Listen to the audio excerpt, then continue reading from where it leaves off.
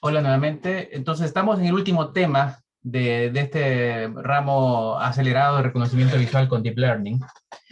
Y lo que vamos a ver ahora es otro tipo de problema, llamados problemas generativos, puesto que lo que hay que aprender no es a discriminar, sino que hay que aprender cómo generar nueva data a partir de un conjunto también de entrenamiento. Es como aprender la distribución de la data para poder generar nueva data. Aprender, por ejemplo, cuando a un niño le decimos dibuja una vaca, el niño, hablo de 3 años, hace un dibujo de una vaca con cierto conocimiento, ¿no es cierto?, que aprendió en ese momento.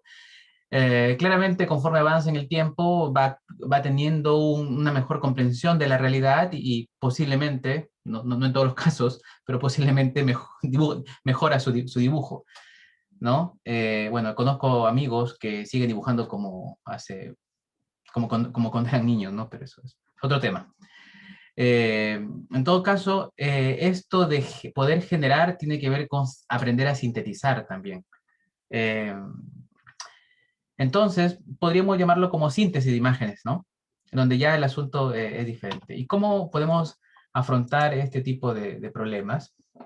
Vamos a discutir algunas cosas aquí. Dentro de este contexto, el problema que más famoso que tenemos para evaluar, para los modelos que existen, o de hecho, los modelos que más existen están asociados a este problema, la generación de rostros. Hay un boom de modelos y cada año se ha visto una mejora significativa. Aquí hay una secuencia de los mejores resultados por año, ¿no? Hace 8 años atrás o 7 años atrás, cómo las máquinas generaban en este caso los rostros, era bastante rudimentario, ¿no? Para lo que se conoce ahora. Hoy es difícil discriminar a un humano que pueda discernir entre un rostro falso y un rostro real. Y no solamente esto, hay modelos que también aprenden a generar ciertas características, como por ejemplo un rostro sonriendo, o condicionarlo, pongamos al rostro de X persona sonriendo. De hecho, hubo un tiempo en el que se generaban fake videos, ¿no? En donde a Obama se le veía, por ejemplo, diciendo ciertas cosas y el video parecía real. Estaba la cara de Obama, obviamente, y la sonrisa o la vocalización era muy cercana a lo que decía. Es como dado un texto, eh, traducir el texto a una secuencia de imágenes, ¿no? En el que la persona está diciendo eh, lo que el texto quiere, digamos, indica, ¿no? Como el deep, sí, tiene relación con el deepfake, ¿no? Eh, entonces, los rostros han evolucionado bastante y aquí hay un trabajo de estado del arte que es el Style Gun, aquí lo pongo, Style Gun, orientado al dominio de los rostros. Pero no solamente en rostros, ¿no? También en lo que es super resolución. La super resolución es, dada una imagen que tiene pobre resolución, ¿cómo le agregamos información para que cómo le agregamos información para que pueda verse como de alta resolución? Con técnicas de procesamiento de imágenes sin machine learning es imposible. No podemos, a partir de una imagen que pierde información, no podemos generar más información de la nada. Entonces tiene que haber un aprendizaje, tiene que haber conocimiento extra. El conocimiento extra indica, por ejemplo, un restaurador. Aquí tiene conocimiento de cómo es la piel de una persona, cómo son las texturas que se trata de reconstruir y lo reconstruye, es el restaurador. En el caso de los modelos generativos, tratan de aprender este tipo de reconstrucciones y con cierto conocimiento del dominio pueden generar imágenes como la que ven en la columna 3, ¿no? Esta es una Super Resolution GAN, la SR GAN, que comparada con la original hasta incluso se ve mejor, ¿no? Eso es posible no de la nada, sino con conocimiento aprendido. O, por ejemplo, el traducir una imagen a un estilo de algún pintor, a un Monet, a un Van Gogh, ¿no? Eh, Eso se puede hacer, o sea, hoy en día cualquier foto que ustedes tengan la pueden convertir al estilo de Van Gogh o de Monet. Y eso porque hay un conjunto de pinturas de Monet que se utilizan para entrenar a una red de manera de que lo que genere tenga o diste poco o diste nada, esté muy cercano al estilo objetivo.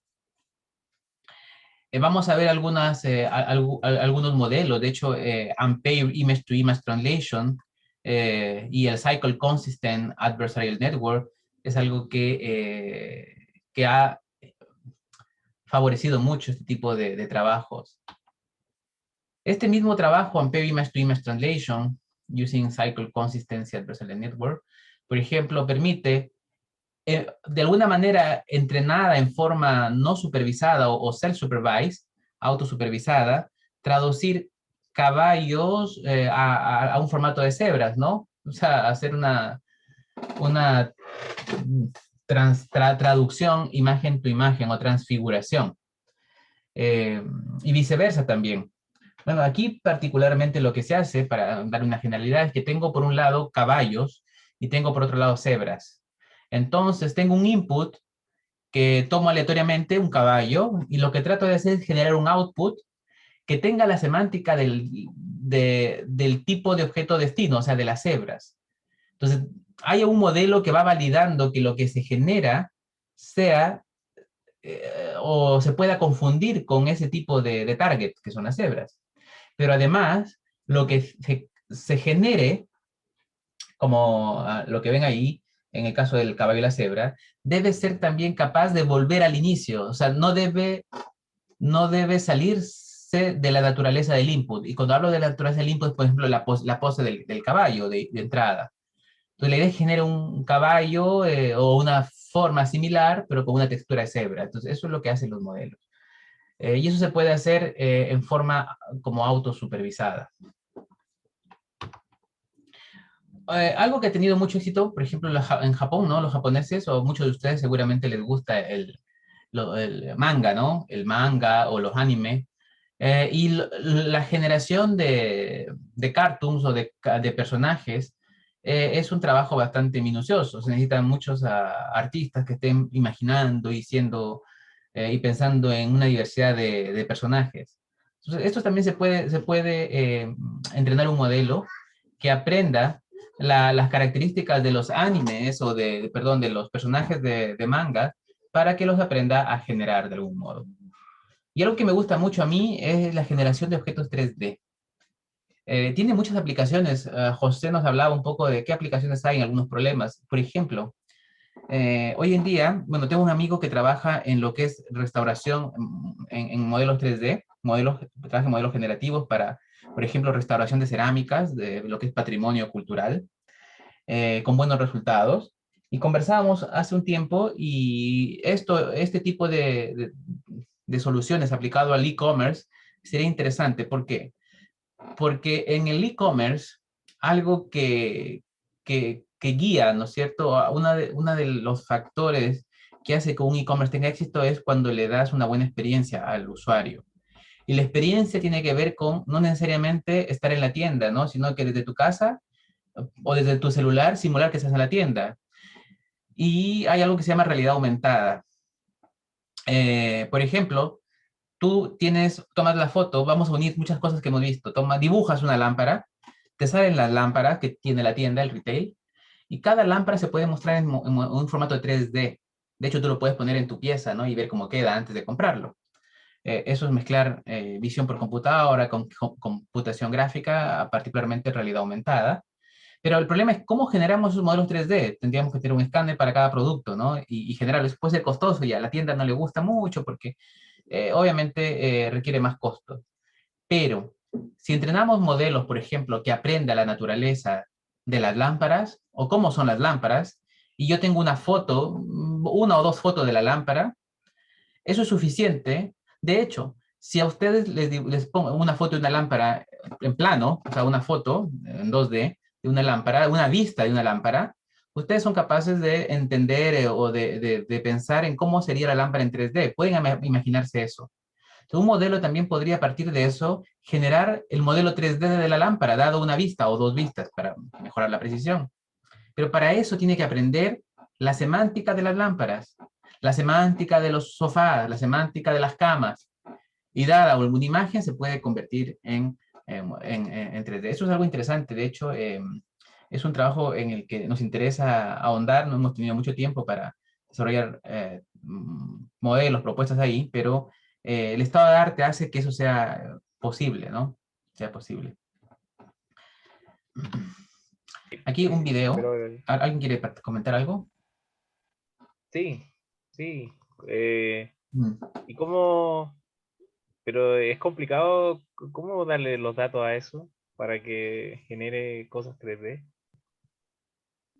¿Como por dos Sí, imágenes? ¿O no?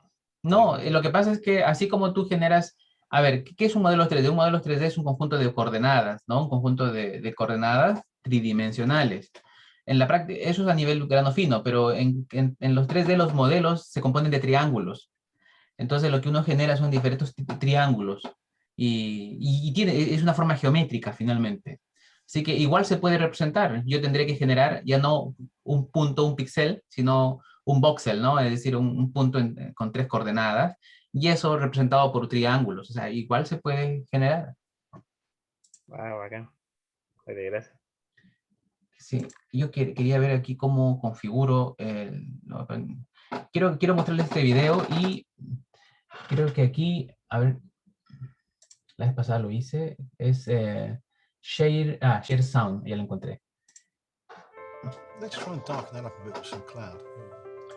Esto es un trabajo de Gauguin, que sí es de 2019.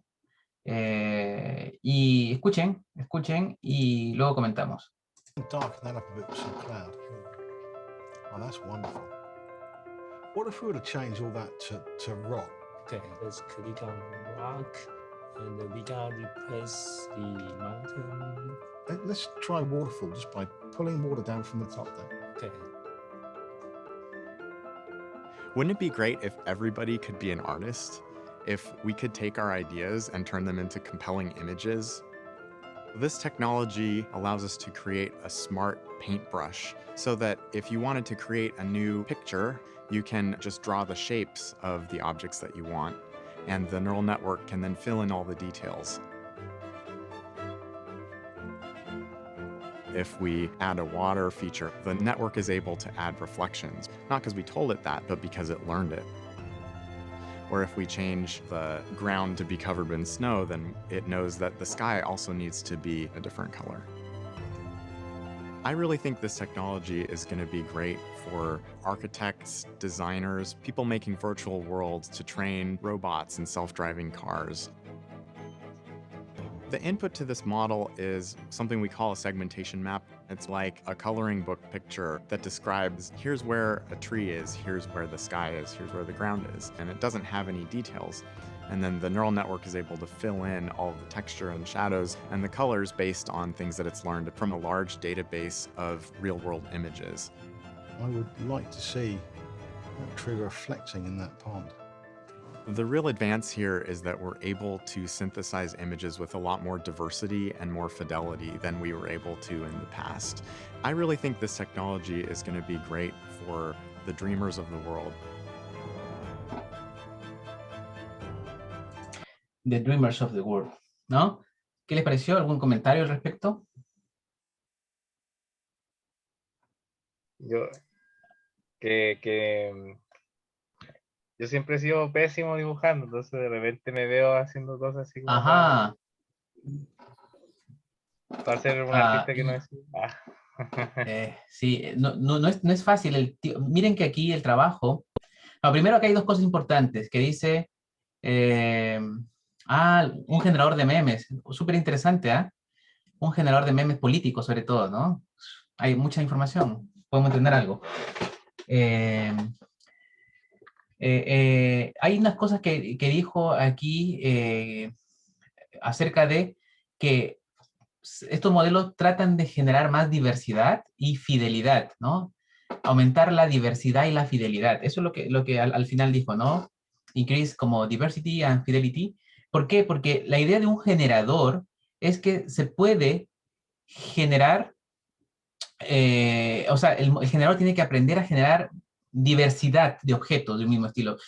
Un modelo que siempre dado o genere lo mismo, no es generador. O sea, la gracia es que genere diferentes personajes, por ejemplo, ¿no? Si no, no tiene sentido. Entonces, el generador tiene que tener diversidad y además que o sea, que lo que genere realmente se parezca a lo real. De hecho, ahí me habló de los videojuegos. Los videojuegos es una de las aplicaciones importantes de este campo, porque siempre estamos generando, por ejemplo, en una escena para completar árboles, para completar en la escena hay que completar, hasta incluso en las películas, ¿no es cierto?, de los personajes. Y están contratando a los dobles, están contratando a los extras, mejor dicho, extras, que llenan la escena. Y obviamente con la generación artificial de estos modelos, Cuando llenan un esto es estadio. posible, ¿no? Ujú. Llenar el estadio, ¿no? Entonces hacer una película sin necesidad de pagar a extras. Eh, Hay muchas No aplicaciones, pero eso es lo fue, que está haciendo... ¿Mm? profesor, perdón, ¿Juan? el CIO de Nvidia el que hizo su video, el que presentó él, pero era generado completamente desde una inteligencia artificial.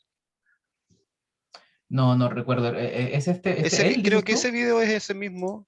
Ahí Sí, está. sí, algo así. Y toda ¿Sí? la presentación que él hizo, toda la exposición de la Ujú. nueva tecnología, era él mismo, pero generado desde un computador sobre una casa hecha en computador. No tenía nada que ver en vivo. En realidad él no estaba ahí. Podría haber sido. No me enteré de eso realmente. Pero me fijé en otras cosas, pero puede ser, para darle hacerlo más interesante, ¿no? Gracias, Juan. Hay algo acá particular, que yendo al modelo que ellos Let's try to presentan, que miren, aquí el input no es un input que un usuario haría normalmente. O sea, aquí hay que darle un... Primero que aquí hay un conjunto de clases, ¿no? Dense cuenta que él elige qué tipo de componentes quiere. Quiere rocas, quiere pasto, vegetación, en fin, cielo. Y se va eligiendo. El input es un mapa de segmentación, un segmentation map. Y eso es más fácil, guía más al modelo, ¿no? El input es bastante rico en información en todo caso, no es cualquier dibujo. Ese es el desafío. Aquí se trata de un conjunto determinado de clases, un modelo que aprende a generar cierto tipo de clases. Y para escenas funciona muy bien, porque hay muchas imágenes de escenas que uno puede utilizar para validar si lo que está generando realmente se parece o no a una escena real y no confundir. Pero bueno, vamos avanzando, si no llegamos. Esta misma idea, en el año 2019 también, con una pasante, cuando estábamos en la empresa, desarrollamos ahí algunos modelos para pasar de un dibujo tipo el segmentation map que tenían ahí a objeto real. Y esto es lo que logramos, son algunos ejemplos, ¿no? Entonces, el campo, por ejemplo, del diseño, como dijo ahí, es importante, porque en el caso del diseño uno dibuja, uno se crea artista, en ropa pasa esto, hay mucha gente, muchas personas que se sienten artistas y que tienen mucha creatividad, entonces diseñan sus vestidos, sus prendas, sus atuendos, y interesante sería que un modelo genere el cómo se vería su sketch en forma fotorrealista. Y posiblemente con esta imagen fotorrealista buscar si existe alguno, tal vez ya exista y se acerque a lo que la persona quería, ¿no? Bueno, aquí hay algunos ejemplos de lo que hicimos. Bueno, vamos un poco a las técnicas, así para ir entrando al detalle. Primero, los Variational Autoencoder. Los Variational Autoencoder han sido uno de los primeros modelos enfocados, de hecho el Variational Autoencoder apareció como en el 2014, más o menos, como modelo generativo usando Deep Learning. Tiene una relación con los autoencoders, pero los autoencoders como tal no son modelos variacionales o modelos generativos, son simplemente arquitecturas que tratan de reconstruir las imágenes. Un autoencoder, por definición, fíjense, es un modelo autosupervisado que se basa en aprender un conjunto de características intermedias, el feature map, que aquí en general es un espacio latente, el espacio de características, el Z, ¿ya? Dado que yo tengo un X, que podría ser una imagen, la voy a convertir a un vector posiblemente de pocas dimensiones, o en general un X que puede ser de alta dimensión, digamos D, la traduzco a un Z de dimensión baja, P. Y luego la idea es que con este Z yo reconstruya el X y tengo X sombrero. Esa es la idea del autoencoder. Y lo que uno trata de hacer ahí en la práctica es minimizar la distancia entre X y X sombrero. Eso es el autoencoder, es fácil de implementar. Esto puede, si X es un vector numérico, esto pueden ser redes fully connected. Si es una imagen, estas son redes convolucionales. Pero finalmente tengo aquí en Z, en el intermedio es un vector de pocas dimensiones, a partir del cual se reconstruye el X. Entonces, uno dice, tengo que reconstruir, pero la aplicación más interesante es cuando el modelo aprende a reconstruir a partir de un X ruidoso. Si yo tengo el X y le pongo ruido, mi idea es reconstruir X pero sin ruido, o sea, eliminar el ruido. Entonces, el autoencoder se puede entrenar para que aprenda el tipo de ruido y genere la salida limpia, como el caso que vemos aquí. En este ejemplo, vemos que el input es un dígito ruidoso y lo que hace el autoencoder es generar el modelo o la imagen limpia del input, ¿no? Entonces, el noise reduction es una de las aplicaciones interesantes, pero no es un modelo generativo. Yo no puedo utilizar alguna parte de aquí para generar dígitos aleatoriamente, sino que simplemente reconstruye dado un input, ¿sí? Y si yo tomo un Z cualesquiera, ese Z me va a permitir generar algún vector, algún dígito en este caso, determinado, sin necesidad de tener alta variabilidad. Recuerden que lo que habíamos hablado hay variabilidad, se necesita variabilidad, y estos autoencoders no tienen variabilidad. Dime, Matías. Bueno, yo estuve viendo los autoencoders hace unos meses y me da la duda si yo entreno este autoencoder con imágenes, o sea, ¿se puede entrenar este autoencoder con imágenes con ruido para detectar si hay ruido o no? A mí me tinca que primero es sin ruido y después detecta si hay ruido o no. No. Aquí lo que se tiene que hacer es tener los dos, o sea, para aprender hay que aprender hay que aprender el tipo de ruido. Entonces tú tienes que tener la imagen original. Tienes la imagen original y la imagen con ruido. Porque el input en el entrenamiento es la imagen con ruido, pero el output es una imagen sin ruido. Entonces tú tienes que comparar abajo.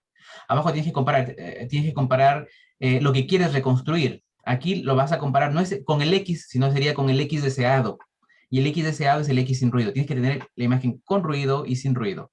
O simular el ruido, ¿no es cierto? Ponerle ruido simulado.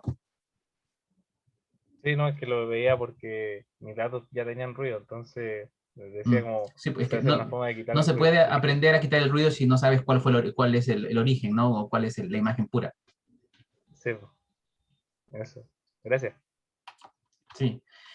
Bueno, arquitecturas autoencoder, obviamente en función no existen, pero en forma, esto del autoencoder que tiene un encoder que codifica algo y luego se decodifica, eso lo hemos visto en todas las aplicaciones que hasta ahora hemos revisado. Por ejemplo, la UNet.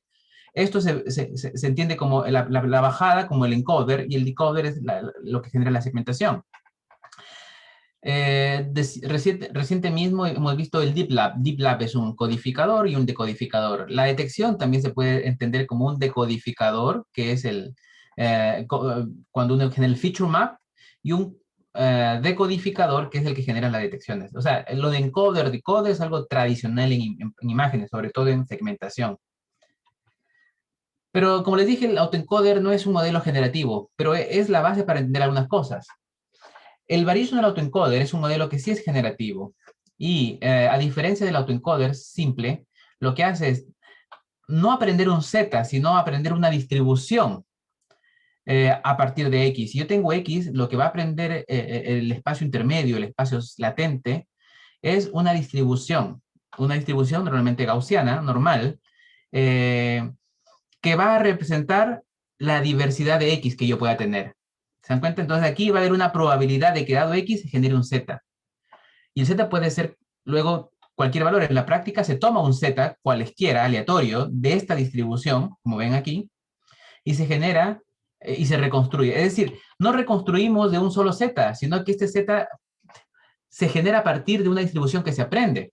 Y una distribución, para simplicidad, en este caso se toma como una distribución normal o gaussiana. Entonces, la arquitectura, que la voy a explicar un rato, trata de generar un espacio como gaussiano, ¿ven? Y ese espacio gaussiano internamente tiene pequeños clústeres que también tienen una forma gaussiana, que son las distribuciones dado el input. Y en la práctica, entonces, un autoencoder simple, dado un X, genera un punto. En este caso, dado un X, no genera un punto, sino genera una distribución. Una distribución representada por un mu, que es el centro, y un sigma, que es aprendible. Entonces, el variational autoencoder, lo que va a aprender es ese mu y ese sigma. Y su desempeño va a ser así, fíjense. Inicialmente, ese espacio latente es muy ruidoso, no representa clusters. Pero conforme se entrena, se van formando grupos, es decir, los X más parecidos entre sí van formando o van siendo parte de la misma distribución. Y al lado de eso, del 1, por ejemplo, vamos a tener elementos que se parecen al 1, por acá que se parecen al 1 también, y por acá que se parecen más a la forma de aquí, que es el 2. Y entonces los grupos van a comenzar a asociarse de acuerdo a su similitud. Y así elementos similares van a caer juntos y elementos diferentes van a ir alejando. Esa es la gracia de este modelo Variational Autoencoder. Aquí hay un esquema. Aquí represento triángulos, círculos, cuadrados, pero entre los triángulos y los círculos hay como triángulos redondeados, o entre los cuadrados y los círculos tenemos cuadrados redondeados, ¿no? Esa es la gracia de este modelo. Y fíjense que cada uno de los grupos representa una distribución. Los triángulos, propiamente dicho, van a estar cerca a la media de los triángulos. Pero va a haber un grupo de triángulos que no son tan triángulos, sino que se aproximan más a formas de círculos que van a ir alejándose. Y eso representa la distribución.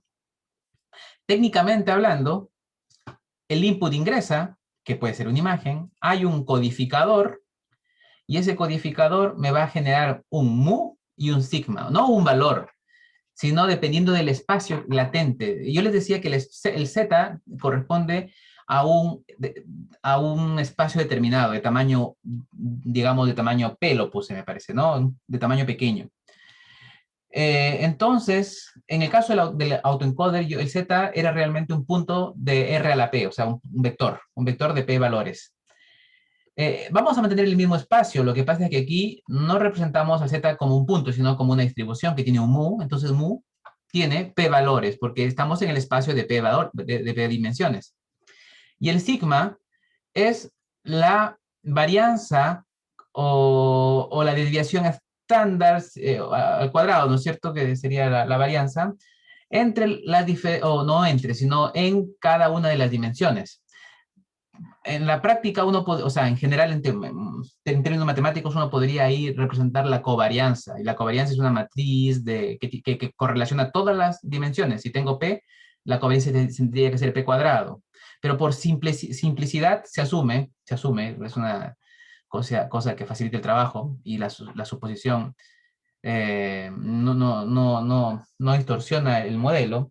Se asume que no hay correlación entre las dimensiones o entre las variables, y eso hace que solamente esta matriz tenga la diagonal, es decir, solamente me interesa la varianza en cada dimensión, ¿no? En cada dimensión.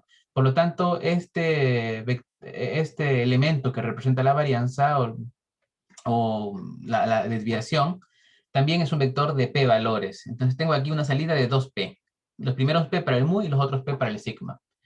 Y con estos parámetros, yo construyo esta distribución normal y genero un valor aleatorio z de esta distribución. Y ese z se toma como el punto para decodificar. Y lo que yo decodifico tiene que ser igual al x. Entonces, finalmente, cuando el x ingresa para entrenamiento, puede ingresar varias veces, va a ir generando diferentes z. O sea, varios z's, fíjense, van a construir el mismo X. Y eso hace que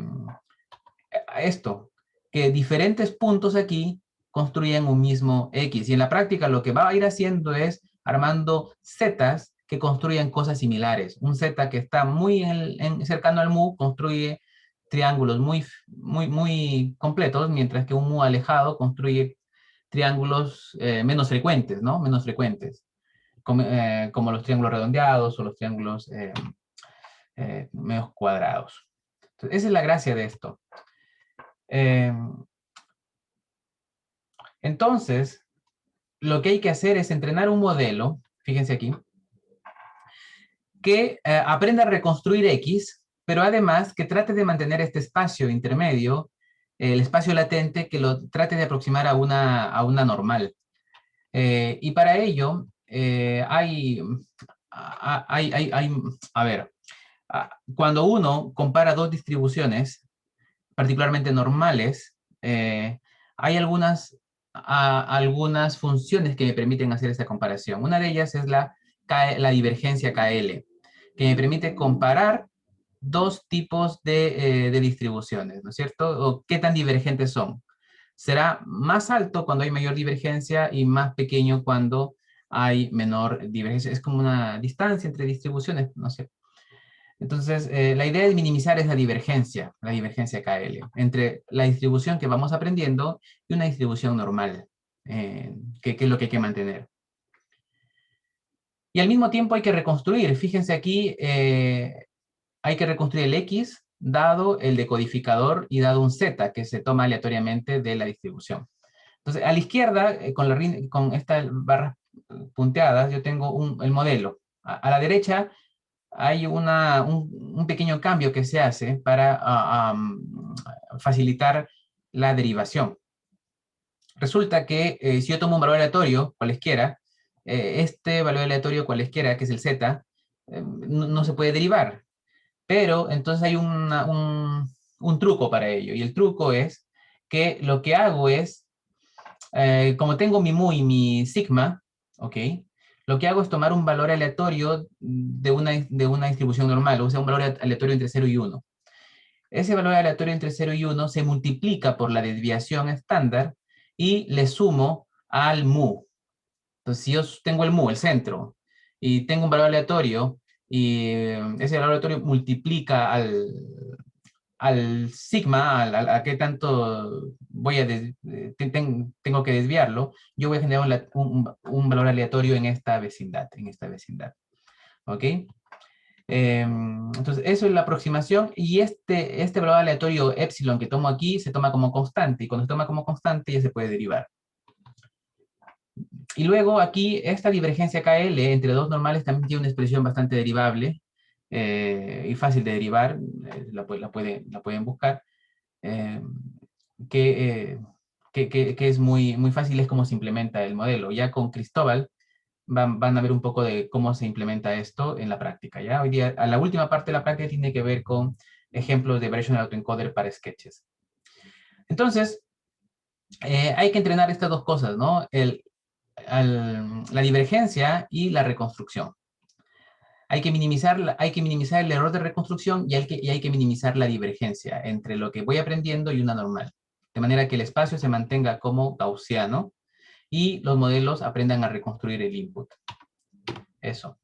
Acá hay algunos ejemplos del generador. Ahora, ¿cuál es el generador? El generador viene a estar dado por el decodificador. Si ustedes quitan el encoder de aquí, se quedan con una estructura que recibe un valor aleatorio y genera cosas. Recuerden que este Z que yo tuve aquí podía generar cualquier tipo de objeto, ¿no es cierto? Y va aprendiendo a generar un tipo en particular conforme voy entrenando. Entonces, si yo tomo cualquier valor aleatorio, al tomar un valor aleatorio voy a generar diversidad de objetos. Entonces, la diversidad está en la aleatoriedad que se utiliza para generar el Z. ¿Ok? Esto me da la diversidad. Tomar un Z cualesquiera me da diferentes outputs. Y acá hay diferentes salidas para diferentes zetas, de dígitos y aquí estos de rostros. Dense cuenta de que el Variational Autoencoder tiene una desventaja, que trata de generar figuras como muy soft, ¿no? Porque finalmente lo que quiere es reconstruir reconstruir, y su loss se basa en la diferencia entre el input y el output. Entonces, para reducir esas diferencias, trata de hacer homogénea la salida. Entonces, así tiene más chance de que no haya peaks y como que todo se mantenga en un error promedio. Eso es la desventaja del BAE, que sus reconstrucciones o sus generaciones suelen ser muy soft, ¿no? Muy blur, para minimizar el error del que hablábamos. Bueno, y el espacio que uno va construyendo es tal de modo de que puntos vecinos generan cosas similares, ¿ven? Este punto con este punto, si suponemos un espacio de 2 dimensiones, genera cosas similares, y conforme me voy avanzando hacia la derecha, va cambiando la forma, pero va cambiando suavemente, y hacia abajo también, y hacia la diagonal también. Los ceros son más diferentes que los unos, ¿no? Y están lejos, fíjense. Pero el 3, ¿dónde está el 3? El 3 es muy parecido al 8, entonces están cerca. ¿Ok? Los 7 son parecidos al 1, están cerca. ¿Sí? Los 4 se confunden con los 9, están cerca. Esto que ven aquí es lo que genera su modelo autoencoder entrenado con dígitos. Pero hay un gran modelo que es el que se utiliza hoy en día para, como estado del arte, ¿no? Que son las GAN, los Generative Adversarial Network. Las GAN tienen 2 componentes, y una hace que las figuras que se generen o las imágenes que se generen sean realmente a veces indistinguibles de las reales. Para eso, contamos con un conjunto de entrenamiento. El conjunto de entrenamiento tiene que ver con las imágenes target, lo que yo quiero que aprenda a generar: dígitos, caballos, rostros, por ejemplo. Y acá abajo tengo un generador que tiene cierta aleatoriedad, ¿ok? Un ruido que es como la semilla para generar cosas diversas. Y una estructura convolucional normalmente que me genera una imagen, como el caso de la segmentación, me generaba una imagen segmentada. Acá me genera una imagen. Esta imagen es una imagen tal que debería ser una imagen tal que debería confundir al discriminador. Este es el discriminador, una red encargada de decir cuál es real y cuál es falso. Esta red llamada discriminador tiene que ser buena discriminando, es decir, tiene que encargarse de decir verdad cuando la imagen viene del training, o sea, que con algo es real. Y tiene que decir falso cuando la imagen viene del generador. Esa es su pega. Esa es su pega. Y el generador trata de generar imágenes que hagan confundir al discriminador. Entonces, en términos matemáticos, el discriminador va a tener una neurona al final. La neurona va a tener un valor alto cuando la imagen es real, y va a tener un valor bajo cuando la imagen es falsa. Es un clasificador binario, ¿no? ¿Ok? Entonces, el discriminador trata de maximizar, dice, el valor D es la función que representa el discriminador para un X. X es la data real, la data generada del conjunto de entrenamiento, lo real. ¿Sí? Entonces, cuando el X viene de lo real, o cuando la imagen viene de lo real, el discriminador tiene que dar un valor alto. Eso es lo que trata de hacer, maximizar ese valor, maximizar el score.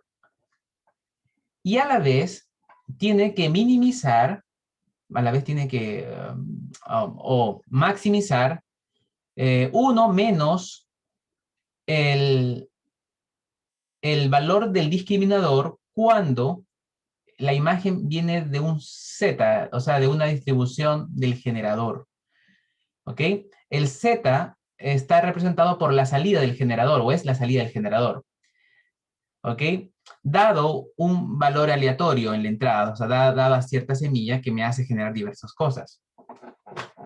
Entonces, el 1 menos hace que un trabajo opuesto, ¿no es cierto? Mientras que trata de dar un valor alto cuando sea un valor real, el 1 menos el valor del discriminador lo que trata de hacer es, en la práctica, tener un valor bajo, ¿no? Un valor bajo cuando la entrada venga del generador. Eso es lo que hace el discriminador. Trata de tener un valor bajo cuando venga del generador, un valor alto cuando venga de la data real. Entonces el discriminador se va perfeccionando poco a poco. Por otro lado, el generador trata de construir imágenes que tengan un comportamiento similar, opuesto al discriminador. Miren, tratan de generar imágenes tal que maximice la salida del discriminador para una salida del generador. Tiene que maximizar esta parte o minimizar 1 menos d, o sea, hacer la pega contraria del discriminador. Entonces, en la práctica, ¿cómo funciona esto? Inicialmente, el generador va generando cosas, inicialmente cosas malas, que son fácilmente discriminadas por el discriminador. Y se deja al discriminador un tiempo tratando de maximizar su desempeño, o sea, diciendo falso cuando viene por el generador la imagen. Una vez que el discriminador está entrenado con ciertos pasos, volvemos al generador. Y el generador, ahora como el discriminador ya sabe distinguir lo que generó el generador ahora se perfecciona, aumenta su performance porque va a generar cosas que haga confundir al discriminador. Esa es su pega. Entonces el generador dio un paso hacia adelante, generando cosas más reales. Y le toca al discriminador. El discriminador trata de maximizar la pega discriminando mejor. O sea, ahora ya la pega no es tan fácil. Y así poco a poco el discriminador va perfeccionándose y el generador también, para poder hacer perder al discriminador, ¿no? Entonces, el discriminador es como el adversario, ¿no? O entre ellos se van potenciando. ¿Aló? ¿Sí? Sí, no, es que me imaginaba que el discriminador era como el policía y el generador era como el delincuente que lo estaba chantajeando. No sé. Eso es como la metáfora clásica, ¿no? Entonces vamos a ir mejorando al discriminador y mejorando el generador también, a la vez. Entre los dos se potencian. El discriminador va a ser bueno mientras el generador genere mejores imágenes. Y el generador va a ser bueno mientras el discriminador sea un buen discriminador. Si el discriminador es malo, el generador va a generar cualquier cosa también. Entonces, el discriminador va a ir mejorando y el generador también. Esa es la gracia. ¿Cómo se entrena esto? Muy fácil. Como dije inicialmente, vamos a tener un conjunto de reales y un conjunto que sería X. Dice aquí, X es el conjunto de datos de entrenamiento y Z es un conjunto de semillas que se generan aleatoriamente para que el generador haga la pega. Inicialmente vamos a tener MZ y MX. X son los datos reales y Z datos aleatorios que ingresan al generador para generar imágenes. Y dado que yo voy a generar imágenes dado los zetas, vamos a entrenar al discriminador primero, para que haga un primer entrenamiento con lo que tengo en ese momento. Entonces vamos a maximizar esto, o minimizar lo negativo, ¿no es cierto? El negativo de esto, menos log D y de G de Z. Recuerden que G de Z es la salida, o es una imagen generada por el generador G, con Z siendo una semilla aleatoria, para generar o sea, para darle diversidad. Y D es el discriminador que toma esa imagen y genera un valor entre 0 y 1. Esa es la idea. Entonces, vamos a entrenar al discriminador por una cantidad de épocas. Acá dice cada steps, hay que definir una cantidad de etapas. Cuando el discriminador funciona ya decentemente, o sea, finalmente determino las iteraciones y se supone que tiene un buen desempeño, paso al generador. El generador se entrena con zetas. Tomo otros zetas y vamos con esos zetas generando imágenes y vamos tratando de generar imágenes tal que el generador falle. O sea, tratamos de generar imágenes que puedan engañar al discriminador. Esa es la gracia. Matías, Rodrigo, ¿quién levantó la mano? ¿Rodrigo? ¿O Matías? Matías ya la mano levantada desde que empezó. Ya, Rodrigo, vamos Rodrigo. No, es que, claro, esto me suena como a un juego en que los incentivos del generador son engañar al discriminador y los incentivos del discriminador es descubrir la mentira del generador, por decirlo de alguna manera. Así Entonces, es. la pregunta, como a un nivel bien intuitivo, en verdad, es como qué correspondencia tiene esta arquitectura con lo que... Me recuerda a lo que vimos en aprendizaje reforzado, en verdad. Me genera eso, como la idea de un juego en el que hay determinados premios para los jugadores. No es particularmente reinforcement learning, porque no tengo acciones aquí, porque el aprendizaje reforzado uno decide un conjunto de acciones, ¿no? Se puede acercar un poco desde la lógica, ¿no? De la lógica intuitiva, en el que finalmente aquí el reward o el premio tiene que ver con el valor, ¿no es cierto? Que el generador o el inverso, que el generador me dice, dado lo que yo voy generando. O sea, si lo que genero tiene un valor bajo para el discriminador, entonces la verdad es que no es bueno para mí. Es como una penalidad. Yo tengo que generar algo que el discriminador falle. Algo que genere un loss alto al discriminador. Entonces es como el inverso a la salida, ¿no es cierto? Eso es como el premio. Si yo genero algo que haga fallar al discriminador, el discriminador va a tener un valor bajo y por lo tanto el generador va a ser bueno, es su premio. Entonces sigue, va a seguir generando. Se puede entender así, pero esto no es un aprendizaje reforzado, no sigue esas arquitecturas, porque acá no toma acciones, sino que acá hay una red convolucional que va a generar una imagen. Es como una red tipo UNet, o normalmente la UNet de la que se ocupa una red convolucional como las que hemos visto. Y el discriminador normalmente es una MLP, una red simple. También podría ser convolucional porque recibe imágenes. Ya, de acuerdo. ¿Ok? Pero desde la intuición esta de que se aparece al premio que el aprendizaje reforzado utiliza para, ¿no es cierto?, mejorar qué acciones tomar del algoritmo, sí, tiene esa lógica, pero no se define como un modelo de aprendizaje reforzado. Perfecto, gracias. Y el objetivo final entonces es que el generador sea mejor al final que el discriminador. Eso es un buen resultado de... ¿No? No es que sea mejor que el discriminador, porque no están, a ver, porque no tiene la misma función. El generador genera imágenes. No se trata de evaluar dos discriminadores. Tú dices, este es mejor que el otro, cuando los dos hacen la misma pega. Pero el generador hace una pega que genera imágenes. El discriminador simplemente discrimina. Esto es bueno, esto es malo. Lo que hace el discriminador es tratar de generar imágenes más cercanos a la realidad. ¿Se entiende? Sí, entiendo entonces que los dos van a ir mejorando en el tiempo y en algún momento el resultado va a ser bueno sí o sí. Así funciona. Sí, pero exacto. ¿Cuál es el resultado que me interesa? No es el discriminador. El discriminador es simplemente un componente que ayuda a generar buenas imágenes. Porque si el discriminador me dice que esto es falso, el generador se preocupará de generar imágenes más similares al conjunto de entrenamiento.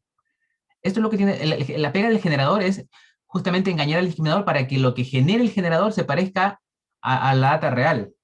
Esa es la forma de engañar al discriminador, que su data sea indistinguible por el discriminador.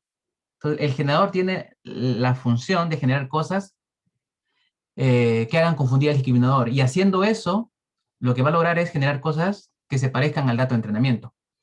Y el discriminador simplemente trata de validar. Lo que me está generando no es bueno, mejora.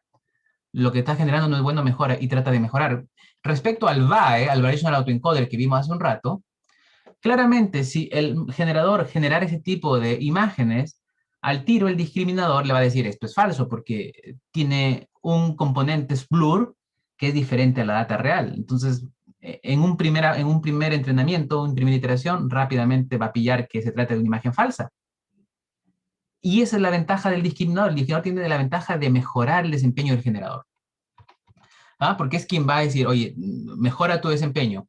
No lo va a decir así directamente, pero esta función de loss que está aquí es que utiliza, fíjense, que el generador se entrena en base a un loss que depende del discriminador.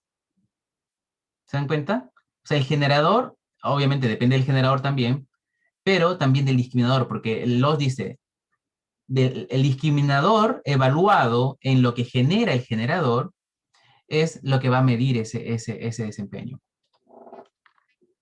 Ok. Esto en general, se llaman modelos generativos GAN, Generative Adversarial Network. Ahí está el adversario, que va a tratar de pillar lo que hace el generador, ¿no? Y el discriminador.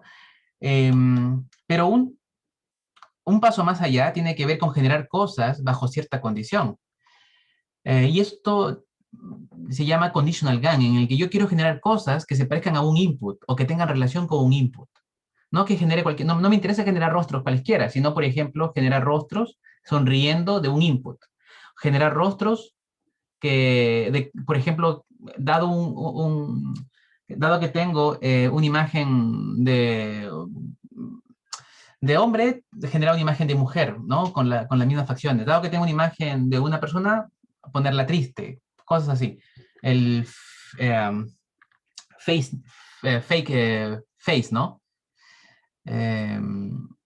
Entonces, estamos condicionando la salida del generador para cierto input. Por ejemplo, un problema típico es el traducción de imágenes. Image to image. Doy un input como es el mapa. ¿Se acuerda de Gauguin? Ahí está, mapa, genera una imagen real. Doy una imagen real, genero un mapa. Genero aquí también label a fachadas o a fachadas, sí, de un feature de un mapa de segmentación. ¿Sí? Darío, con tu pregunta como el deepfake. Sí, exactamente. Como tengo una imagen que habla algo de un rostro, pero quiero que se parezca a otro rostro diciendo esa misma imagen. Sí, justamente Álvaro había comentado anteriormente. Ya, ok, pensé que era el mismo. Sí, deepfake, sí, claramente. Eso es. O otra cosa que no tiene que ver con deepfake, que es colorear, por ejemplo. Una foto antigua la puedo colorear. ¿Y por qué la puedo colorear? Porque tengo semántica. Sé que eso es una flor que podría ser amarilla, roja, de un color determinado. Sé que hay vegetación y se puede colorear. Entonces el coloreo, el painting, es un trabajo típico de image to image, ¿no? Cambiar una imagen de día a noche, o algo en el que estamos trabajando, que es pasar de un contorno a una foto, pero aquí un contorno. ¿Qué pasa si yo doy un dibujo abstracto? ¿Será posible? Ahí Diego nos va a contar un poco más. Hay trabajos relacionados, por ejemplo, en el estado del arte, un método para aplicar conditional GANs es Pix-to-Pix, típico. Y ha ido evolucionando para agregar nuevos componentes. Pix-to-Pix requiere pares, ¿no es cierto? La imagen input y la output para que aprenda a generar la output. El Cycle GAN es un modelo que trata de resolver ese problema de necesitar pares, pero funciona bajo un dominio específico. O sea, el Cycle GAN se creó para resolver un problema de tener datos, pero que no estén pareados, como los caballos por un lado y las cebras por otro lado. Y agrega un componente bien interesante que se llama consistencia cíclica, cycle consistency, o la Gauguin que hemos visto hace un instante, ¿no? Particularmente, fíjense, los modelos condicionales tienen un input, algo, y tienen un output diferente, ¿no? Pero se condiciona al X. Y el discriminador recibe el output junto con el X para discriminar. Por ejemplo, oye, ¿el zapato se parece o en relación al sketch o al dibujo, sí o no, ¿no? Entonces, ahí se le agrega ese componente al discriminador. Normalmente estas imágenes Pix-to-Pix para generar imágenes siguen una estructura encoder-decoder tipo UNet. Sacan feature map y codifican, encoder, decoder, eso es típico. Y el discriminador no analiza la imagen como tal, sino analiza partes de la imagen, de manera de que sea más fino el detalle. Oye, mira, aquí, por ejemplo, esta es una imagen falsa porque en una parte de la imagen hay un blur. Entonces, hace una evaluación por patches, ¿no? Por diferentes campos receptivos. Esto es el patch GAN, que es la estructura del discriminador.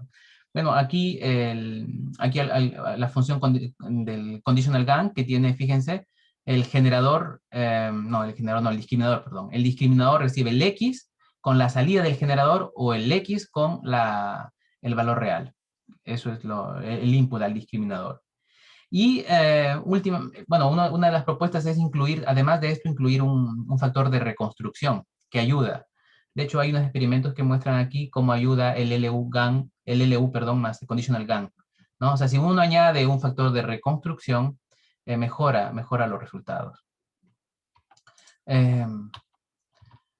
Vamos a ir. Entonces, con esto he pasado un poco a comentarles cómo se utilizan estos modelos para generar imágenes, y quiero invitar a Diego Donoso, que está por ahí, ¿o no? Sí, acá estoy. Diego, que está trabajando en un problema bastante desafiante, ¿ah? Y es este. En realidad es algo más allá que esto, más desafiante que esto. Esto de aquí son ejemplos de conditional GAN de Pix-to-Pix, en el que se da un contorno y sale una foto realista. Pero es un contorno. ¿Qué pasa si le doy un sketch? El pasar de sketch a foto no es trivial, porque el sketch tiene mucha variabilidad, y tener pares tampoco es fácil. Ahora nos va a contar Diego lo que está haciendo, y es parte de su trabajo de magíster, ¿no? Estamos trabajando. Adelante, voy a dejar de compartir aquí y vamos, Diego. Ahí está, ¿se ve? Diego Donoso, alumno del DCC, y claro, trabaja conmigo en su tesis de magíster. Adelante. Muy buenas tardes a todos.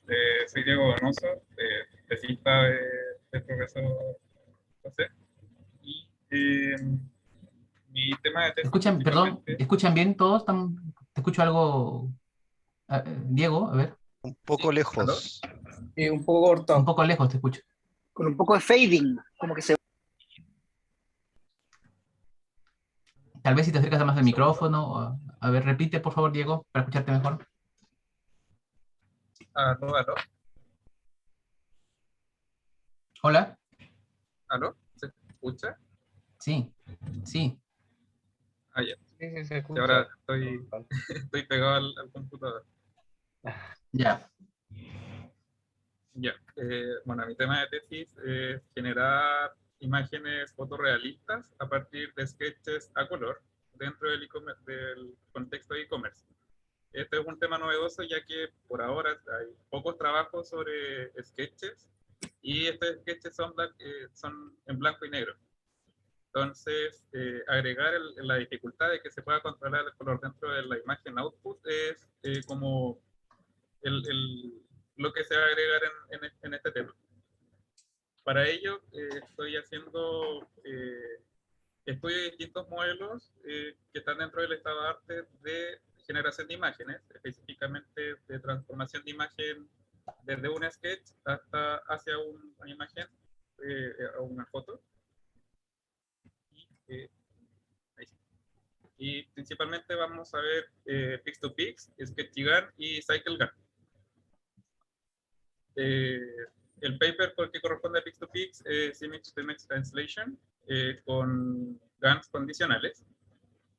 Acá tenemos la misma imagen que habíamos presentado con el profe, en donde toman una imagen desde un dominio y con la imagen que está emparejada la transforman al dominio que tienen planteado. Para ello usan el generador, el que se incluye en UNED, en donde además se tienen skip connections tienen un modelo aproximado de encoder, y además el generador de UNED se agregan skip connections, y además en los layers finales se concatenan con las iniciales. También introducen lo que es PatchGAN, donde se agrega, o sea, se introduce como input la imagen target y la imagen del sketch, y a través de patches se va estudiando o se va analizando si es que la imagen generada dentro de ese patch corresponde a una imagen real. Y esto después el discriminador de si es que la imagen final es real o falsa. Además, las imágenes de entrenamiento son preprocesadas, se van invirtiendo de forma simétrica o se van recortando incluso. Y estos son algunos resultados usando un dataset de sillas, de sketch y foto de sillas. Acá, por ejemplo, se va viendo de que la imagen generada según el dibujo es bastante distinto entre sí. También... O sea, para contar un poquito ahí, perdón, Diego, esto es como el estado del arte. O sea, no hay trabajos, y eso es lo que estamos trabajando, que generen imágenes fotorrealistas. No hay un estudio acerca de los métodos de traducción de imágenes usando sketches con alta variabilidad. Lo que hay es trabajos de image to image o contornos to image, pero en el contexto de sketch, que es lo que a uno le gustaría, ¿no es cierto? Porque el dibujo, uno va a hacer un dibujo bastante abstracto y generar algo que se parezca al dominio real es lo interesante. Entonces aquí Diego está haciendo un survey en este contexto, porque digamos, el objetivo final es poder incluso agregar más información, como colores, ¿no? Darle información, yo quiero un sillón, pero quiero que sea rojo, que sea amarillo, ¿no? Eso es un paso siguiente a partir de este trabajo. Entonces, esto, algunos resultados con Pix2Pix, por ejemplo. Sí, y de hecho aquí me gustaría como remarcar de que Pix2Pix, como está dentro del dominio de transformación de imagen a imagen, y es que el tema de Sketch está poco trabajado, siempre o generalmente se usa de baseline el modelo de Pix2Pix, que no está como considerado dentro de Sketches. Y acuérdense que ese modelo Pix2Pix requiere pares. O sea, yo hoy tengo el sketch y la foto. Tiene que ser entrenado con pares. O sea, requiere etiquetado. Etiquetado me refiero a darle un par. Este es el sketch, esta es la foto. Sí. También está... ¿Sí? ¿Alguien quiere participar? Porque te quería preguntar, Diego, ¿y tú etiquetaste esas fotos, todo eso? ¿O? No, este dataset con el que estaba ocupando tiene las imágenes emparejadas. Ah, qué bueno. Ahora justamente estoy empezando a construir un dataset emparejando imágenes usando clasificación y clasificación de imágenes semejantes. Entre Sketch con una imagen de otro dataset. Buena. La idea es poder hacer esto con poco esfuerzo, es decir, que no tengamos que buscar etiquetado, porque el etiquetado es costoso, pero se pueden aprovechar técnicas como la búsqueda por similitud, por ejemplo. Y la extracción de contorno de una imagen para generar un sketch falso, por decirlo así, ¿no sirve? No sirve mucho porque la varianza o la variabilidad de los dibujos, el nivel de abstracción está muy lejos del contorno. Bueno, sí, nadie tiene el pulso perfecto para hacer una línea horizontal No solo perfecta el cuando está pulso. haciendo... Sí, cuando miren la tarea, ustedes están haciendo la tarea 1, van a mirar la gran variabilidad que hay de sketches para ustedes miren las clases y sus dibujos, esto es captado real en la tarea 1, se van a dar cuenta ahí la alta variabilidad que hay. Es desafiante.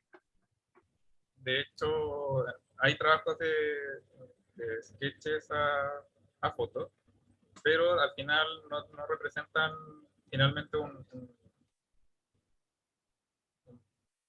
gran avance, porque por ejemplo acá en Pix2Pix se hace un poco de investigación en cuanto a bordes a fotos, que es lo que está acá, pero por ejemplo al llegar a sketches, la imagen no queda tan bien como con bordes.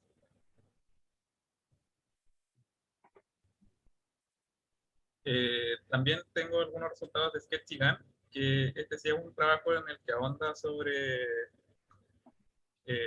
sketches. De hecho, aquí hay algunos resultados.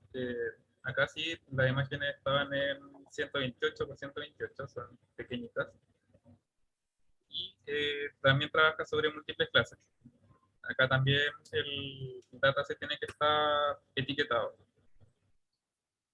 El generador se agrega, o sea, se inyecta los labels de cada input. Cada layer está construida según un bloque que ellos construyen que se llama MRU. Y en cada layer además se agrega la imagen target. Dentro del output también tienen estos bloques MRU y en cada layer se inyecta tanto la imagen real como la imagen generada desde este generador. Acá es un poco la arquitectura que tiene el bloque MRU. Acá en los bloques verdes son donde se inyecta la imagen, X es el input, e Y sería la imagen output. Y acá, bueno, hay hartas operaciones que más que nada sacan algunas como features globales de la imagen, y en base a eso como que van generando la imagen más acorde a la clase que corresponde. Y además, dentro del entrenamiento, hacen data augmentation usando bordes, que justo es lo que estábamos hablando recién. Y según la etapa del entrenamiento, va mostrando qué tantas imágenes de bordes se utilizan en esa etapa. Porque lo que se desea es que al final se usen solo sketches. Bueno, y acá lo que comentaba el profesor hace un rato, de que el borde es una imagen casi como que es imposible de lograr con un dibujo. Álvaro quiere preguntar algo. Sí, tenía curiosidad por saber si usas herramientas estándar como Python, Colab, ese tipo de herramientas o algo más. No, uso justamente Python, específicamente el framework de TensorFlow, y al inicio estaba ocupando Google Colab. Al inicio, uno ocupa Google Colab al inicio para hacer experimentos pequeños, pero luego hay todo un overhead, ¿no? En subir data, entonces es mejor a veces usar servidores. Entonces, cuando los alumnos tenemos servidores en el grupo, entonces que los alumnos utilizan o comparten, ¿no? Con cierta GPU, entonces es más fácil. Pueden transferir data, pueden entrar y al final... ¿Ustedes tienen entonces servidor con GPU dedicado? Tenemos, ¿no? Nuestro equipo, mi grupo de investigación, tenemos servidores con GPU, sí. Pero sí, con Google Colab llega un punto en que es bastante difícil trabajar, tanto por el tiempo como por algunas restricciones que tiene.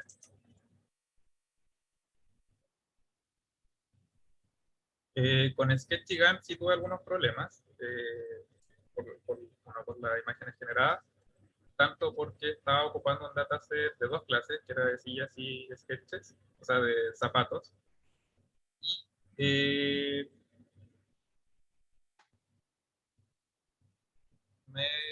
sí, era por el tema de la variabilidad entre las clases. Entonces, como era un dataset pequeño y además tenía estas dos clases, las imágenes generadas no son tan buenas, porque de hecho el color es el mismo. Claro, ahí Diego lo que hizo es meter al saco las dos clases, y normalmente estos modelos no son muy buenos cuando tienen muchas clases.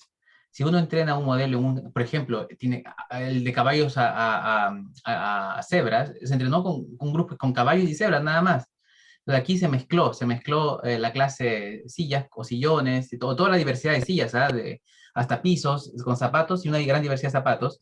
Entonces el modelo no pudo discriminar entre los dos tipos, y claro, ahí cuando generaba un sillón con textura de zapatos o de cuero. Entonces hay un problema ahí, y lo que estamos mostrando aquí es que justamente estos modelos tienen deficiencias. Pero Diego tiene otro resultado con el Cycle Gang, ¿no es cierto? El Cycle Consistency, donde tiene mejores resultados ahí. Entonces, el Ampere, ahí Diego va a explicar. Hay dos maneras, ¿no? Pero lo que importa no es el Ampere o Pair, lo que importa es el Cycle Consistency. Sí, inicialmente CycleGAN ahonda en cómo transformar imágenes desde un dominio hacia otro, sin tener como conocimiento realmente sobre cómo se comporta cada dominio, ni tener los datos etiquetados, sino que a uno le interesaría sobre cómo transformar la imagen teniendo solamente los datasets ahí. Entonces, por ejemplo, tenemos las fotos, o sea, la transformación de Monet a fotos, donde es difícil etiquetar pinturas con respecto a la foto, también como las cebras a caballos, y por ejemplo también trabajaban sobre transformar imágenes desde verano a invierno. Para ello, introducen justamente el Cycle Consistency Loss, que, por ejemplo, acá hay un ejemplo, en lo que a uno le gustaría tener dos funciones. Tenemos g de x y f de y. G de x transforma un sketch a una foto y f de f transforma de una foto a un sketch. Lo que a uno le gustaría es que estas funciones traten de ser la inversa de la otra, cosa de tener una función biyectiva, y así tener un mapeo más efectivo entre cada dominio. ¿Y cómo se logra esto? Es con este diagrama de acá. A la izquierda tenemos el input X, que digamos que es el dominio X. La transformamos con G, tenemos la imagen y gorro, y luego transformamos nuevamente y gorro usando la función f a x gorro. Y lo que a nosotros nos gustaría es que x y x gorro se parezcan lo más posible. De ahí sacamos el primer cycle consistency loss. Y por el otro lado también hacemos lo mismo con y. Entonces tomamos y y sacamos y gorro. Y también los comparamos.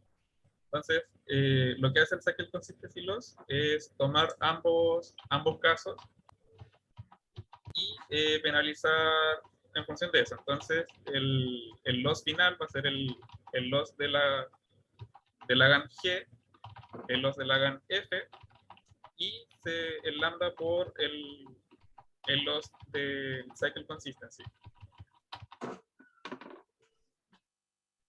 Entonces, además, en el paper como conclusión, dado que habían trabajado solo con Ampere, proponen el uso de un dataset etiquetado, y ahí se haría más efectivo el tema del cycle consistency loss y el mapeo final, dado que ya tenemos información al respecto de cada dataset.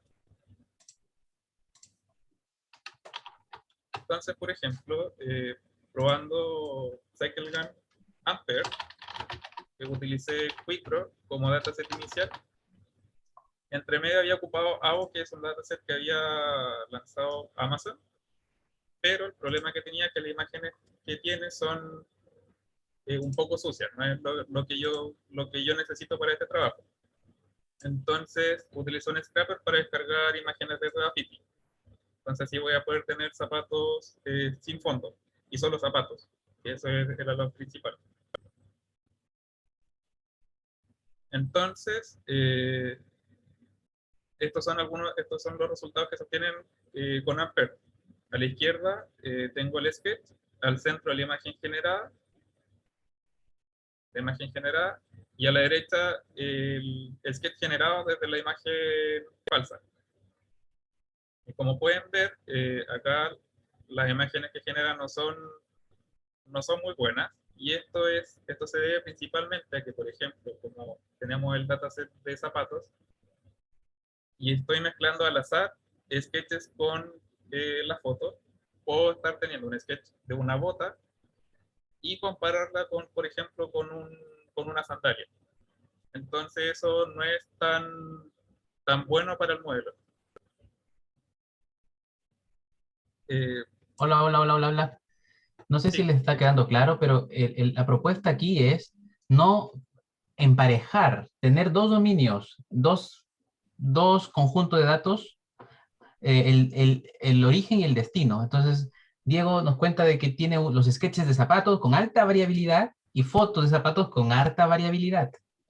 Entonces, cuando tomaba para entrenamiento un zapato y una foto, había mucha diversidad, entonces costaba, porque dentro de los zapatos hay una gran variedad y dentro de los sketches también hay una gran diversidad, porque hay tipos de zapatos, incluso en las fotos que Diego recolectó, salían partes de la pierna, ¿no? Sí. Entonces era muy difícil. Entonces esta propuesta, Ampere, en estos casos como que funciona, es una alternativa, pero no funciona tan bien. Entonces Diego estuvo haciendo otras cosas ahí luego, ¿no? Sí. Luego hice el experimento con imágenes emparejadas, y acá el resultado es notablemente mejor. Acá a la izquierda tengo el sketch al centro la imagen generada y a la derecha el sketch generado de la imagen falsa. Y bueno, la imagen que puede generar es de una mejor calidad que en el caso de que no estuvieran etiquetados. Y es justamente porque ahí sí tengo, por ejemplo, el mapeo entre botas y botas o sandalias con sandalias. Este es el resultado que lograste con el mismo dataset de Sketchygang, ¿no? Sí. Con sí, Sketchy, ¿no? Dataset. Entonces, sí, usando el mismo dataset que se utilizó en Sketchygang, los resultados son mucho mejores. ¿Por qué? Por el cycle consistent o consistency, el componente que trata de revertir, ¿no? Es decir, que tú generes algo, pero que ese algo de vuelta te genere lo mismo que tú ingresaste. Entonces, ese es el ciclo, la consistencia del ciclo. Y esos son los buenos resultados. De hecho, los resultados son bastante alentadores. Y hasta ahora es lo mejor que estamos logrando. Y estas imágenes son desde el dominio de foto hacia el de sketch. A la izquierda tengo la foto, al centro el sketch generado y a la derecha la foto generada. Y ahora, ¿por qué la imagen generada es mejor en el caso de foto a sketch? Esto es porque ya tengo la imagen buena desde la foto, ¿verdad? Y ya tengo, por ejemplo, de una forma mucho más fácil la semántica que la imagen representa. Entonces, generar el sketch es mucho más sencillo, y dado que el sketch que genero es ya de una mejor calidad, la imagen que voy a generar es notablemente mejor. Acá tengo más ejemplos de sketch a foto. Y lo último que quería hablar, por ejemplo, es que el Pix2Pix tiene dropout. Esto le introduce variabilidad a la imagen generada. El centro es la imagen target y la derecha la imagen generada por Pix2Pix. Por ejemplo, acá generé 2 veces la imagen y, por ejemplo, acá en la esquina inferior izquierda del sofá tiene la pata y abajo no la tiene. Y esto es por la aleatoriedad que tiene el modelo. A diferencia de CycleGAN, por ejemplo, de que no tiene dropouts y genera siempre la misma imagen. Pero se puede incluir. Sí.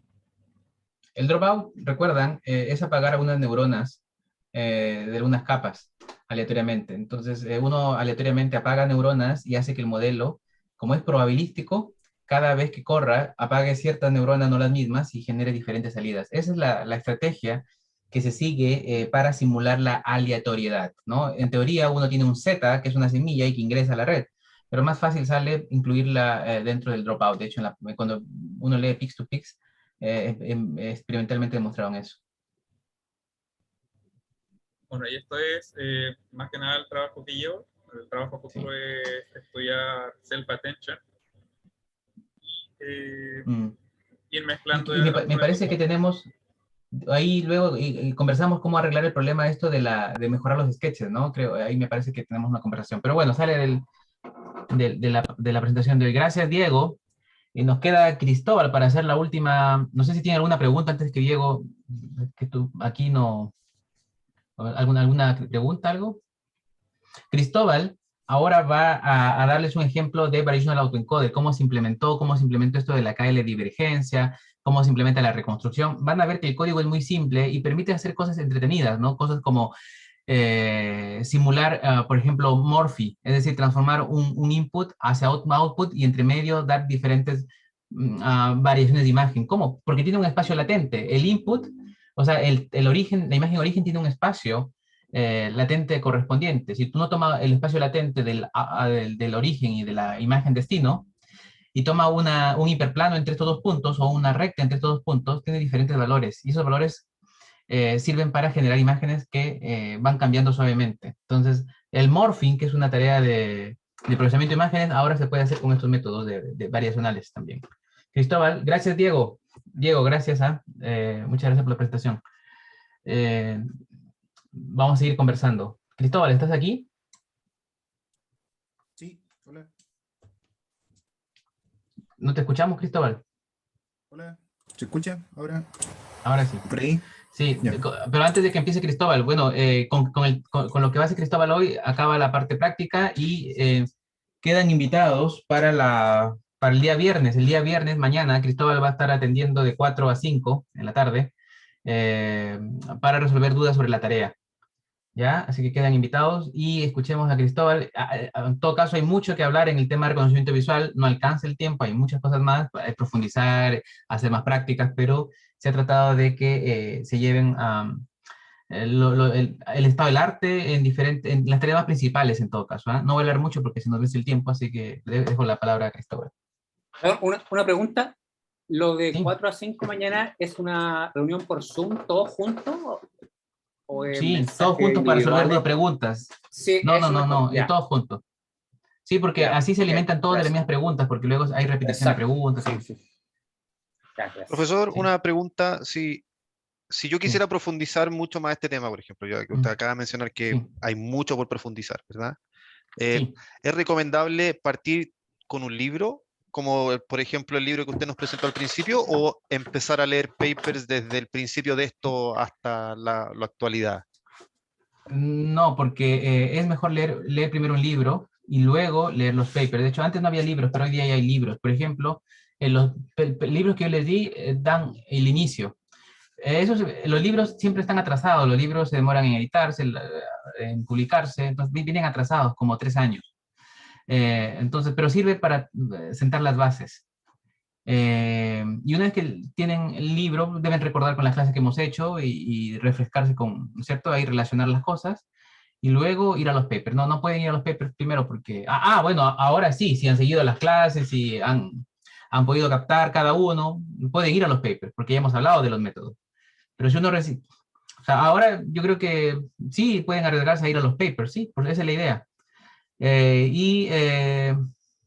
Diríamos, enfatizar un poco más el conocimiento con libros también. Yo les recomiendo algunos libros, y si alguien quiere hablar de Generative Models, acá hay otro libro, ahí donde estamos aquí, Generative Deep Learning, de David Foster, muy bueno, e incluso tiene el estado del arte hasta el año pasado. Lo voy a postear ahora. Pero les dejo con... Hay mucho que hablar, ¿eh? De hecho, hay muchos estudiantes míos que están ahora trabajando en diversos temas, y bueno, no hay tiempo para presentarlos a todos. Elegí hoy a Diego para finalizar esto, pero bueno, voy a postear el libro que les cuento ahora y Cristóbal, adelante.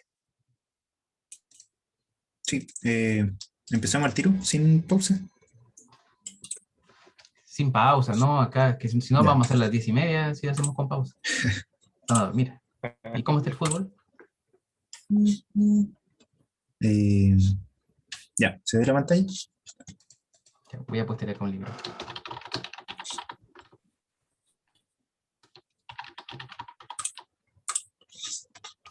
Ya.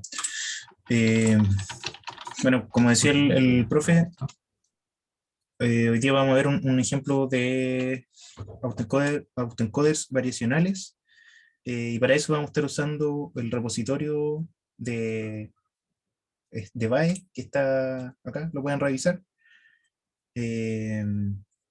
Y bueno, el repositorio que ya habíamos usado en las clases anteriores.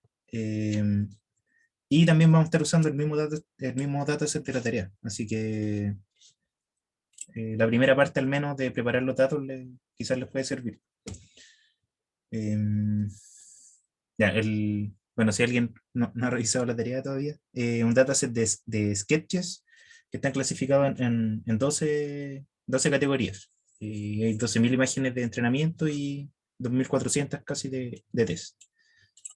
Y vamos a estar usando esta arquitectura de VAE para primero reconstruir las imágenes de test, luego vamos a visualizar el espacio de representaciones que genera ese modelo, y al final vamos a ver unos ejemplos de morphing. La arquitectura de autoencoder es similar a lo que vieron en la clase. Hay una parte que es el codificador y otra parte que es el decodificador. Después del codificador están estas capas que toman un sampleo de los datos a partir de una distribución de probabilidades, y luego a partir de ese sampleo se reconstruye una imagen usando estas convoluciones traspuestas que vieron en la clase también. Ya, entonces, aquí la primera parte, como siempre, es clonar los repositorios. Acá preparamos las carpetas que vamos a necesitar para trabajar con los datos. Ya, aquí se descargan los datos y se descomprimen las carpetas. Bueno, esto lo pueden ocupar tal cual en la tarea, porque había como un problema si uno intentaba descargar directamente con el wget, que quedaba como un archivo medio raro, pero uno puede darle como opción un output y le pone no sé, un .zip y después descomprime la imagen. Ya, otra cosa es que este dataset no viene con los archivos de test.txt y train.txt, hay que generarlo. Bueno, para la tarea igual le subí al material docente las etiquetas, por si alguien tuvo problemas para generarlo o le dio lata simplemente, ahí están disponibles.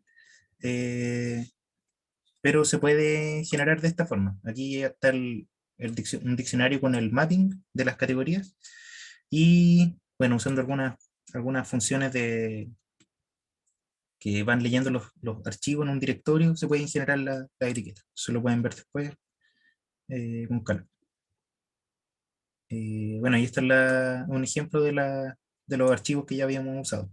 Tiene la imagen y la clase a la que pertenece. Ya, este repositorio también trabaja con TF Records y para eso modifiqué este archivo de configuración con estos parámetros. Para la tarea, el archivo de configuración que usé era un poco diferente. Y lo pueden ver acá en el foro de cursos. Puse un ejemplo de una configuración que pueden usar. No es necesario que usen la misma, pero les puede servir de referencia.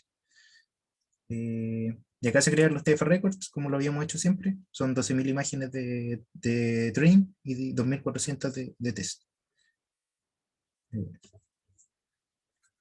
Acá se entrena el modelo. Y para entrenar el modelo se usa un archivo también similar al que ya habíamos visto, pero ya no estamos usando un modelo de ResNet, por ejemplo, sino que vamos a usar un modelo de autoencoder variacional, que está en el repositorio que le había dicho al principio y se puede llamar de esa forma.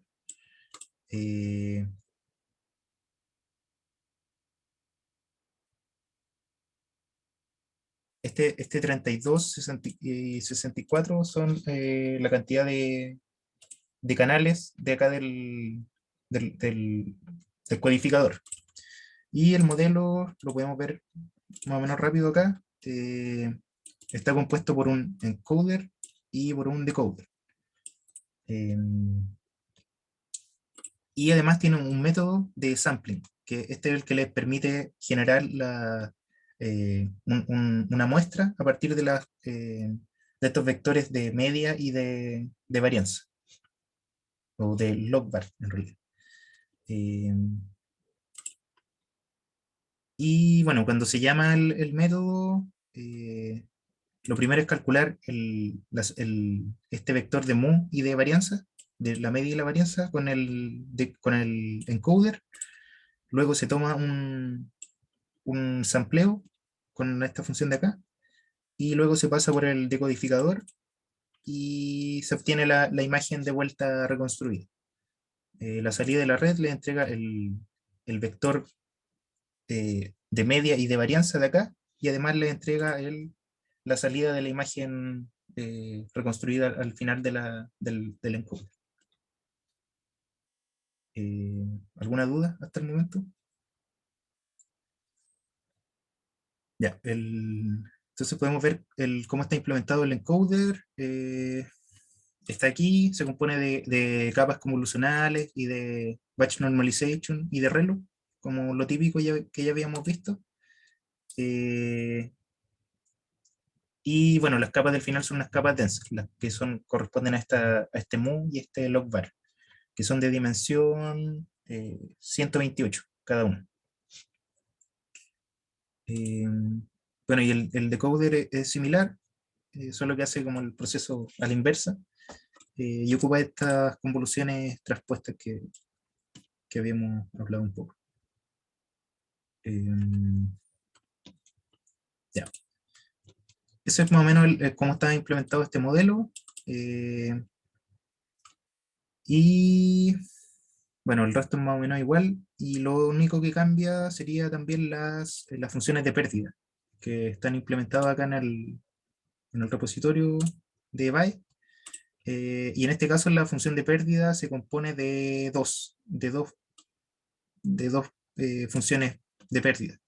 Una asociada a la reconstrucción de la imagen original y otra asociada a, es como una especie de distancia entre distribuciones de probabilidad. ¿Qué tanto se parece la distribución que estamos obteniendo a una distribución normal? Claro, eso es lo que les decía, cuando uno tiene dos distribuciones normales, se puede representar a través de esa expresión que ven ahí. O sea, es fácil deducirla. O sea, no es fácil deducirla, pero tiene su equivalente.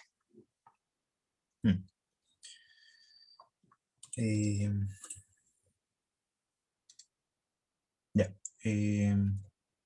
Bueno, y con eso se entrena el modelo. Acá en el tutorial se entrenó por 30 épocas. Y después se puede hacer predicciones. Esto ya trae un archivo de... Este archivo train.py trae un método de predicción en que uno le pasa una imagen y obtiene la imagen reconstruida con los pesos que aprendió el modelo. Bueno, tienen que cambiar algunas cosas pequeñas que están mencionadas acá. Tienen que cargar los pesos que obtuvieron en el entrenamiento. Y bueno, acá se puede hacer la predicción. Y aquí se muestra la imagen original. Y acá se muestra la imagen reconstruida. También se ve este efecto que había mencionado el profesor de imágenes un poco difusas, los bordes sobre todo. Por ejemplo, aquí hay la imagen de un perro, pero en general se puede distinguir claramente cuál es la imagen que está entrando como input.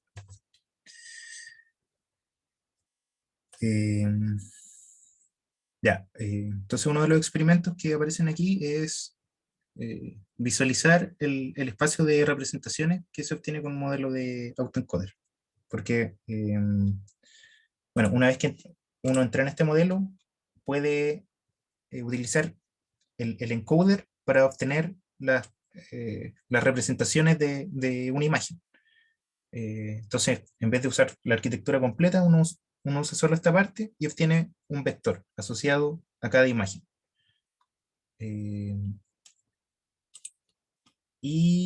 Lo que uno puede hacer es, bueno, ese es una representación multidimensional. La media tiene 128 dimensiones y la varianza tiene 128 también. Y para visualizarlo uno puede convertir ese espacio a un espacio de 2 dimensiones y ver cómo se distribuyen más o menos las clases dentro de ese gráfico. Y eso se ve en esta figurita de acá, donde se usó un método que se llama TSNE para reducir la dimensionalidad desde los 128 hasta 2 dimensiones que se ven aquí, el X1 y el X2. Y bueno, la gracia aquí sería ver que los objetos de una misma clase, el color de cada puntito representa a qué clase pertenece. Los objetos de una misma clase idealmente se agruparían en una zona bien marcada. Bueno, aquí en el gráfico se puede ver alguna cierta clusterización con algunos puntos. Por ejemplo, aquí estos verdes, o estos rosados de acá, o estos naranjas quizás. Pero eso también tiene que ver con que el dataset es súper ruidoso. Voy a mostrar algún ejemplo aquí de imágenes. No sé si para la tarea quizás ya se habían dado cuenta, pero por ejemplo, en la categoría de osos aparece ese dibujo. Eso se considera como un oso. O sea, eso es el peor caso, pero mira en la primera imagen, esa cuestión se parece a un ratón. Claro, sí. Sí. Sí, el dataset es...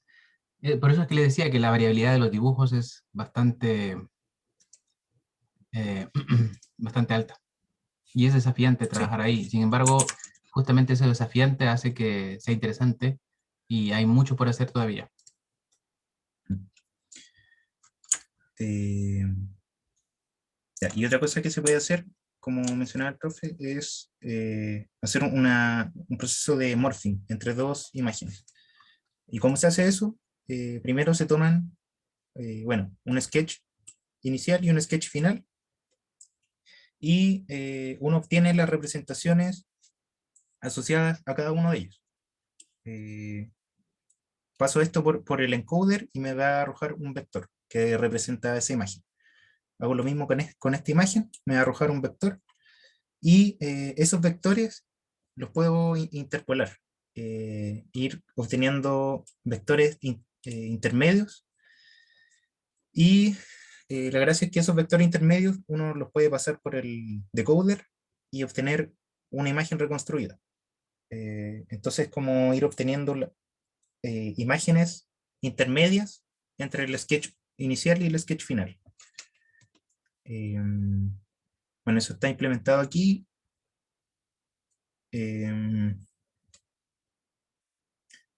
Y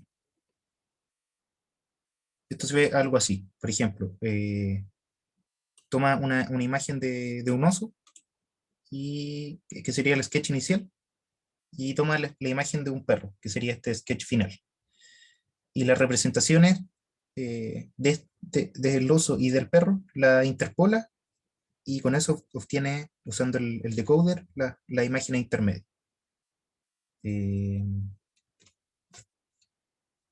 ¿El espacio latente que está usando qué tamaño tiene? 128. Ya, entonces significa que el S es un vector inicial de 128. Y eso quiere decir que cualquier punto en ese espacio de 128 les va a dar una imagen.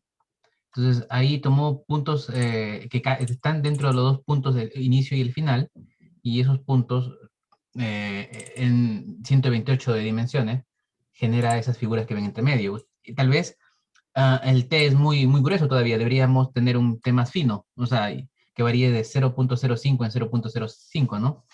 Y, claro. Y se va a ver un poco mejor. Fíjense ahí que uno puede generar un morphing. ¿O? Claro, ahí está transformando de un gato a una jirafa. Claro, ¿qué demuestra eso? Que el espacio latente es continuo o tiene cierta continuidad. Aquí hay otro ejemplo con un elefante que se transforma en abeja. Y otro ejemplo de una jirafa que se convierte en un oso. Será la gana. Ahí puedo tener, bueno, es continuo, toda la cantidad de representaciones que yo quiera entre uno y el otro, ¿sí, no es cierto? Sí, es continuo. Claro, eso se indica aquí en esta formulita. El T es granular, ¿no es cierto? Sí. El T es la granularidad. Tú puedes elegir el T que guste, ¿no? De acuerdo a la cantidad de imágenes que necesites. Sí. Bien. Eso. No sé si hay dudas. Sí. Comentarios. Incluso ese espacio latente se puede utilizar para hacer búsquedas por similitud también. Porque dado que tiene una imagen, pueden generar, el encoder lo va a codificar, tiene un Z. Y ese Z puede ser, de hecho hemos experimentado, no es la mejor alternativa, no es el mejor método realmente para búsqueda por similitud, pero en algunos casos puede ser útil. Porque la gracia es que estos modelos no aprenden son modelos autosupervisados. Si ustedes se dieron cuenta, en ningún momento el Variation Autoencoder utiliza etiquetas. Entonces es un modelo completamente autosupervisado. Eso. Y este modelo, este morphing que nos mostraron, está hecho con sketches. ¿Hay algún experimento conocido que sea con imágenes? ¿O con fotos reales? Hay en rostros normalmente, sí hay. No tengo acá a la mano, porque este código es nuestro, eso también está en el repositorio. Pero sí hay con imágenes reales, bueno, aplicando Variation Autoencoder, porque con morphing hay otras técnicas también que hemos ocupado en otro momento. Pero no tengo el código acá, pero uno podría encontrar morphing para Variation Autoencoder for morphing, ¿no? Y debería encontrarlo. De hecho, va for morphing.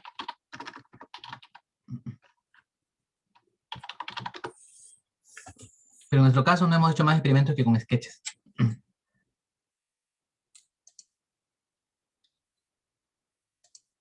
A ver, aquí encontré algo.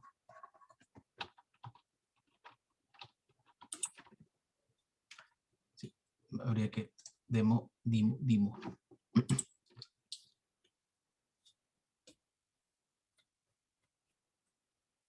Acá hay algo con rostros, a ver que traten de buscar ustedes ahí.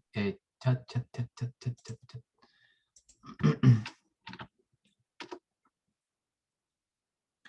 Hay morphing, ahí por ahí habla de Variation Autoencoder. De morphing con demo, perdón, con faces, con rostros. Eso. Bueno, hemos sido puntuales hoy día, ¿no? Son 9:30 casi. Gracias por la asistencia. Ha habido una asistencia casi completa a todas las sesiones. Así que voy a poner el video. No hubo tiempo para mostrar lo que Cristóbal está haciendo. Cristóbal tiene un buen trabajo también en un problema muy interesante de detección de objetos, que es detección de objetos no limitado a un conjunto de clases, es como detección de objetos libre. Y tiene resultados interesantes. En algún momento ya, bueno, ahora ya no, o sea, en esta sesión no alcanzó el tiempo, pero por ahí en algún momento tal vez se pueda presentar. Eso. Entonces, quedan invitados para mañana. Gracias por la asistencia y con esto damos término al módulo de conocimiento visual con Deep Learning. Vamos a cortar aquí la grabación.